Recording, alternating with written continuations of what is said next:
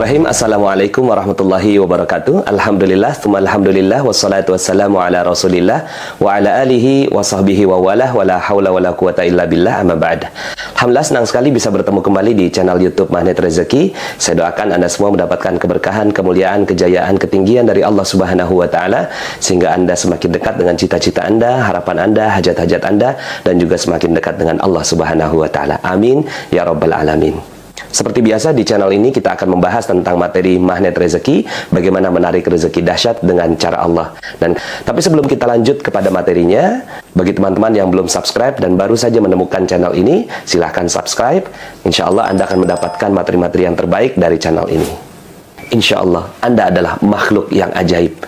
Tinggal kita sempurnakan faktor-faktornya.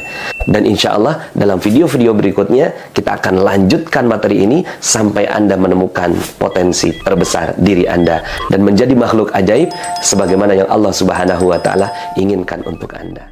Amin ya rabbal alamin. Bapak Ibu, ada beberapa yang japri kepada saya dan menceritakan tentang masalah-masalahnya.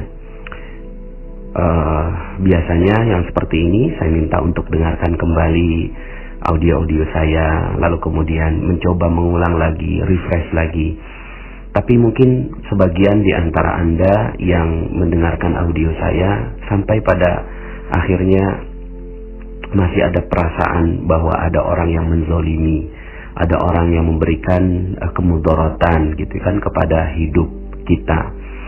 Sampai akhirnya sebagian juga minta doanya. Apa doanya Pak Nas? Agar saya ini bisa menghilangkan rasa sakit hati terhadap orang yang pernah menzalimi saya. Apa doanya Pak Nas? Agar saya ini bisa melupakan orang yang pernah menyakiti saya. Bapak Ibu, mungkin sekarang ini materinya tidak berjudul ya. Hanya review saja bahwa mungkin hidup kita pernah dizolimi oleh orang lain gitu ya. Mungkin kita pernah disakiti oleh orang lain. Mungkin ada saat dimana orang merendahkan kita, menghinakan kita, menjadikan kita rendah dan sepertinya tak berharga begitu. Kita hanya dijadikan sebagai sekerap daging saja. Kadang-kadang ditampar, dihina, mungkin dibentak ya, dikata-katai dengan kata-kata yang sangat-sangat tidak pantas dan seterusnya. Lalu kemudian ada jeritan hati di dalam diri kita, ya Allah, kenapa ya saya kok hina sekali begitu, kenapa ya saya kok rendah sekali gitu ya, kenapa kok saya apa sebegininya kotornya saya sampai akhirnya orang lain bersikap begitu pada saya. Saya sangat-sangat memahami perasaan Anda ketika Anda memang pernah diperlakukan demikian. Dan ada banyak sekali manusia di muka bumi ini yang juga pernah merasakan hal yang sama. Sekali lagi, ada banyak sekali orang yang bernasib sama dengan Anda. Ada banyak sekali orang yang bernasib dihinakan. Ada banyak orang yang bernasib dizolimi oleh orang lain. Ada banyak sekali orang yang bernasib sama dengan Anda. Salah satunya adalah Rasulullah Sallallahu Alaihi Wasallam. Rasulullah, manusia paling mulia, manusia paling disayang oleh Allah Subhanahu Wa Taala, manusia yang terbaik yang Allah Subhanahu wa taala ciptakan. Itu pun pasti mengalami fase yang demikian, Bapak Ibu. Satu ketika Rasulullah Shallallahu alaihi wasallam itu bersujud salat begitu ya di Ka'bah, lalu kemudian ada sebagian dari kalangan kaum kafir Quraisy yang meletakkan tai unta, ya kotoran binatang itu kepada Rasulullah Shallallahu alaihi wasallam. Saking banyaknya, sampai kemudian akhirnya Rasulullah tidak bisa bangun karena banyaknya kotoran hewan binatang yang diletakkan kepada Rasulullah SAW saat itu. Lalu kemudian anaknya Rasulullah, Fatimah binti Muhammad, datang menangis lalu kemudian akhirnya mengambil kotoran-kotoran binatang itu, dan kemudian akhirnya Rasulullah SAW bangkit dan berdoa. Ada kalanya ketika Rasulullah SAW dihinakan dengan begitu hinanya, dan kita pun, apalah kita dibandingkan dengan Rasulullah. Rasulullah seluruh dosanya diampuni oleh Allah Subhanahu wa Ta'ala, sementara kita banyak sekali dosa, banyak sekali kesalahan. Tapi Rasulullah SAW ketika dizalimi, Rasulullah malah mendoakannya, Masya Allah, mendoakannya tuh, ya Allah, berikan hidayah kepada salah satu di antara dua Umar, berikan hidayah di antara satu di antara dua Umar, yang satu Umar bin Hisham, yang satu adalah Umar bin Khattab radhiyallahu anhu. Umar bin Hisham ini adalah Abu Jahal, Bapak Ibu. Abu Jahal yang betul-betul sangat menghinakan Rasulullah SAW, tapi doanya Rasulullah, berikanlah hidayah di satu di antara dua Umar. Umar bin Khattab juga demikian, ketika belum masuk Islam, betul-betul menghalangi perjuangan Rasulullah SAW. Tapi kemudian Allah memilih Umar bin Khattab untuk masuk ke dalam agama Allah Subhanahu wa Ta'ala. Bapak Ibu yang dirahmati Allah Subhanahu wa Ta'ala, mungkin kita pernah dizalimi orang, dihinakan orang, direndahkan orang, dihina, ya, kemudian sepertinya harga diri kita rendah serendah-rendahnya, sepertinya kita bukan manusia. Bapak Ibu, pada saat itu Allah Subhanahu wa Ta'ala sebenarnya ingin melihat Anda tegar, sebenarnya ingin melihat Anda, karena sebenarnya siapa sih yang menzalimi Anda? Siapa sih yang menzalimi kita? Nggak ada. Tidak ada sedikit pun orang yang mampu menzalimi kita, karena seluruh apa yang Allah ciptakan itu adalah Allah yang mengatur seluruhnya. Kalaupun seandainya kita direndahkan orang, maka bisa jadi itu adalah zatnya Allah yang ingin membuat kita sadar, yang ingin membuat kita menyadari akan kesalahan-kesalahan kita. Maka sebenarnya tidak ada orang yang zalim, Bapak Ibu. Benar ini. Tidak ada satupun orang yang menzalimi kita di luar sana. Lalu apa dong Pak Nas? Yang ada bisa jadi adalah sebuah cermin untuk kita, agar kita melihat apa yang salah dari masa lalu kita, sehingga akhirnya orang menzalimi kita. Karena dalam Al-Quran, dalam surat An-Nisa ayat 79, cuma memang ayatnya nggak gampang ini untuk menerima, Bapak Ibu ya, nggak gampang untuk menerima ini. Tapi bismillah, yuk sama-sama kita berkaca dengan ayat ini, berkaca dengan ayat ini. Saya pun berkaca juga. Surat An-Nisa ayat 79. Allah Subhanahu wa Ta'ala berfirman, A'udzubillahi minasyaitonir rajim. Ma asabaka min hasanatin faminallah, wa ma asabaka min sayyi'atin famin nafsik, wa arsalnaka lin-nasi rasula wa kafa billahi syahida. Apa saja nikmat yang kamu peroleh, semua nikmat, rasanya nikmat, enak, hidup tenang, damai. Dari mana itu? Dari Allah Subhanahu wa Ta'ala. Dan apa saja bencana yang menimpamu, bencana yang menimpamu, orang yang menzalimi kita, orang yang menghina kita, orang yang merendahkan kita, orang yang mengata-ngatai kita, famin nafsik, dari dirimu sendiri. Nggak ada yang lain. Nggak ada yang lain, Masya Allah. Semata-mata agar Allah Subhanahu wa Ta'ala menjadikan cermin. Maka ketika terjadi ada orang yang menzalimi kita, yuk sama-sama kita ingat, mungkin kita pernah menzalimi orang lain juga, dan kemudian akhirnya Allah balas sekarang ini, Allah tunjukkan sekarang ini, dan itu bukan dari siapa-siapa. Dan sekali lagi ya, tidak ada kejadian yang ada di muka bumi kecuali semuanya atas perizinan dari Allah Subhanahu wa Ta'ala. Jika itu terjadi pada diri kita, maka bisa jadi ada satu hal, satu bagian, satu episode kehidupan kita yang Allah ingin agar kita mereview, melihat kembali, mengevaluasi. Lalu kemudian, ya sudah, terima apa adanya. Maka nggak usah dipakai jeruk nipis gitu ya. Lalu kemudian juga, ya anggap aja ini anak jerapah yang lagi dijatuhkan oleh Allah Subhanahu wa Ta'ala untuk agar kita kuat. Jadi sebenarnya doa apa kepada orang yang zalim? Banyak orang yang akhirnya ketika dia dizalimi akhirnya balik doakan, ya Allah, saya orang yang dizalimi, hancurkan dia ya Allah. Masya Allah. Doa seperti ini sudah simpan saja. Akhirnya udah nggak ada lagi doa yang kita bisa ucapkan kepada orang lain. Karena sebenarnya ada nggak sih orang lain? Nggak ada, Bapak Ibu. Seluruh doa akan berbalik kepada diri kita sendiri. Seluruh doa akan berbalik kepada kita sendiri. Maka hati-hati dengan doa kita. Hati-hati dengan doa kita. Malah yang harusnya dilakukan adalah seperti Rasulullah SAW. Beliau bahkan mendoakan orang yang menzoliminya agar diberikan hidayah oleh Allah Subhanahu wa Ta'ala. Jadi doanya apa dong Pak Nas? Doa yang baik-baik untuk mereka.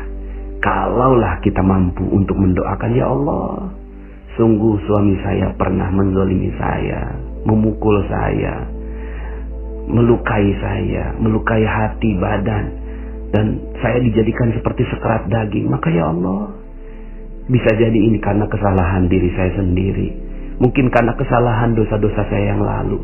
Maka ya Allah, berikanlah hidayah untuk suami saya. Dan berikan juga hidayah buat diri saya sendiri. Agar saya kuat menerima ujian dan musibah yang kau timpakan padaku. Mungkin itu doa yang bisa kita lantunkan kepada Allah Subhanahu wa Ta'ala. Jangan sampai akhirnya doa kita seperti kickback, Bapak Ibu. Materi kickback, audio kickback. Ketika kita mendoakan orang lain yang tidak baik, malah malaikat mendoakan kita agar kita juga mendapatkan yang tidak baik. Jadi apa yang harus kita doakan? Mungkin yang harus kita doakan adalah bagaimana kita mampu mendoakan yang baik untuk orang yang telah menzalimi kita. Doakan yang baik-baik buat mereka. Doakan agar Allah Subhanahu wa Ta'ala memperbaiki keadaan mereka, ya. Tapi kalaupun seandainya Anda sudah sampai gendek banget gitu ya sama orang itu gitu, sama orang yang menzolimi kita, katakanlah misalnya ya sudahlah dijajah gitu kan, lalu kemudian kita mendoakan penjajah, gimana cara mendoakannya? Dia zalim, membunuh dan seterusnya. Maka ada doa yang diajarkan oleh ulama yang bagus sekali doa ini gitu ya. Kalau seandainya syaratnya untuk membacakan doa ini adalah Anda betul-betul confirm bahwa dia adalah orang yang zalim. Gitu, ya. Anda confirm betul dia adalah orang yang zalim, sementara Anda juga sudah mengevaluasi diri Anda bahwa bisa jadi kezaliman yang diciptakan atau diberikan ya kepada Anda adalah karena kesalahan Anda sendiri. Tapi ini udah selesai. Lalu kemudian iya, dia orang yang zalim kok, udah benar orang yang zalim. Kalau Anda udah confirm seperti ini, maka doanya juga Masya Allah Bapak Ibu ya. Doanya adalah doa kebaikan juga sebenarnya ya. Dan ini Anda bisa lakukan doa ini ya. Dan ini doanya diciptakan oleh ulama ya. Karena memang doa ini nggak mesti juga dari Rasulullah. Doa yang terbaik adalah dari Al-Quran, lalu kemudian dari Rasulullah SAW, lalu kemudian kita juga bisa menciptakan doa kita sendiri, berbicara langsung kepada Allah Subhanahu wa Ta'ala, atau ulama, asalkan memang tidak berlawanan dengan ya ajaran Rasulullah SAW. Apa doanya? Ya, saya juga sering mendoakan ini ketika memang benar-benar confirm ini adalah sebuah kezaliman, gitu ya. Allahumma salli ala Sayyidina Muhammad wa ashghili al-zalimin bil-zalimin wa akhrijna min bainihim salimin wa ala alihi wa sahbihi ajma'in. Allahumma salli ala Sayyidina Muhammad وأشغل الظالمين بالظالمين وأخرجنا من بينهم سالمين وعلى آله وصحبه أجمعين اللهم صل على سيدنا محمد وأشغل الظالمين بالظالمين وأخرجنا من بينهم سالمين وعلى آله أجمعين. Masya Allah. Apa doanya? Didahului dengan salawat kepada Rasulullah SAW. Lalu kemudian wa ashghilil zalimin bil zalimin. Ya Allah, sibukkanlah orang zalim dengan orang zalim yang lain. Begitu Bapak Ibu. Kalaupun ada orang yang pernah menzalimi kita, ya sudah, ya Allah sibukkan orang-orang yang zalim itu dengan orang yang zalim yang lain. Wa akhrijna min bainihim salimin. Dan keluarkanlah ya Allah kami dari mereka ya, dengan keadaan selamat. Kalaupun kita berdoa, maka doanya begini Bapak Ibu. Doanya adalah kita mendoakan agar kita keluar dari kezaliman mereka dengan keselamatan. Jadi yang pertama, evaluasi diri. Jangan-jangan kezaliman itu adalah buah dari kesalahan kita masa lalu. Ya udah, terima aja. Ridha, ikhlas dengan apa yang Allah berikan. Yang kedua, kita doakan kemuliaan bagi orang yang menzalimi kita. Kalau nggak sanggup, maka doakan agar orang zalim dengan orang yang zalim yang lain, mereka sibuk sehingga lupa sama kita. Dan kita akhirnya dikeluarkan dari urusan ini dengan keselamatan. Allah sanggup menciptakan Fir'aun 400 tahun umurnya, menzalimi kaum Bani Israel. Masa iya nggak sanggup menciptakan orang yang zalim yang lain? Fir'aun aja Allah sanggup, apalagi hanya orang yang menzalimi kita. Jadi mereka saja bisa sabar, maka insya Allah kita pun bisa sabar. Insya Allah Nabi Musa dan kaumnya bisa sabar, apalagi kita yang paling hanya sehari, 2 hari, 3 hari menzalimi kita, atau bahkan setahun, 2 tahun, atau bahkan 5 tahun, 10 tahun. Nggak ada apa-apanya dibandingkan dengan Fir'aun yang menzalimi selama 400 tahun lamanya. Jadi doakan agar kita keluar dari orang yang zalim itu dengan selamat. Semoga Bapak Ibu kita terhindar dari doa-doa yang tidak baik yang kita doakan untuk orang lain. Doakan saja yang terbaik untuk orang lain. Kalaupun nggak sanggup mendoakan yang terbaik untuk orang lain, doakan agar kita keluar dari masalah kita dengan keselamatan, tanpa harus juga mendoakan yang tidak baik untuk orang lain. Mohon maaf atas segala kekurangan, dan semoga beberapa yang japri saya tentang kondisi kezaliman yang dialami oleh dirinya bisa dijawab oleh Allah Subhanahu wa Ta'ala dengan berbagai macam hadiah setelah kita bersabar. Insya Allah Anda adalah makhluk yang ajaib, tinggal kita sempurnakan faktor-faktornya. Dan insya Allah dalam video-video berikutnya kita akan lanjutkan materi ini sampai Anda menemukan potensi terbesar diri Anda dan menjadi makhluk ajaib sebagaimana yang Allah Subhanahu wa Ta'ala inginkan untuk Anda. Saya Nasrullah, sampai jumpa. Assalamualaikum warahmatullahi wabarakatuh.